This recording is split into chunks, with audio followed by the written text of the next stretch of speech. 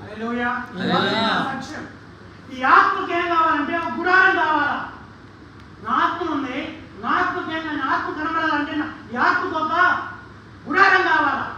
ఆ గుడారమే యేసుక్రీస్తు వాడు. హల్లెలూయా. హల్లెలూయా. ఎవరు సమీపించని మహా తేజస్సులో పరిశుద్ధ పట్టణంలో ఉండే ఆ పరిశుద్ధ ఆత్మ దేవునికి ఒక శరీరం కావాలా. ఆ శరీరమే యేసుక్రీస్తు వాడు. హల్లెలూయా. హల్లెలూయా. మరి కొంతమంది చెప్తారు, అయ్యా మా అమ్మాయికి వచ్చి గాలి పట్టిందని, అయ్యా మా అబ్బాయికి గాలి పట్టిందని. గాలి అంటే ఏంది? గాలి అంటే ఏంది? ఆత్మ. హల్లెలూయా. హల్లెలూయా. ఆ గాలికి ఒక నివాసం కావాలా. ఆ నివాసమే యేసుక్రీస్తు వారు.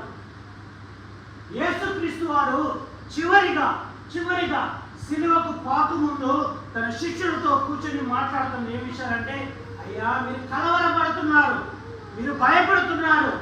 యేసుక్రీస్తు వారు వారితో ఉన్నప్పుడు వారికి ఏ దిగులు లేదు, ఏ కొరత లేదు. ఆహారము, నీరు అన్ని సమృద్ధిగా ఉన్నాయి, ఏ కొరత లేదు. అయితే ఆయన చనిపోబోతున్నాడంటే ఈ శిష్యులతో కలవరం భయపడ వచ్చేసింది.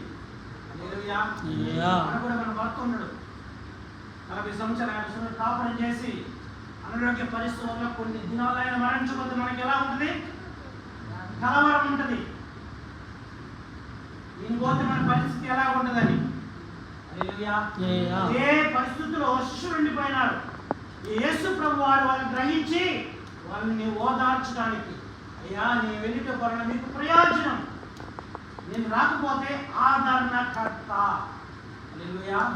పరిశుద్ధాత్మ దేవుని పేరేంటంటే ఆదరణకర్త.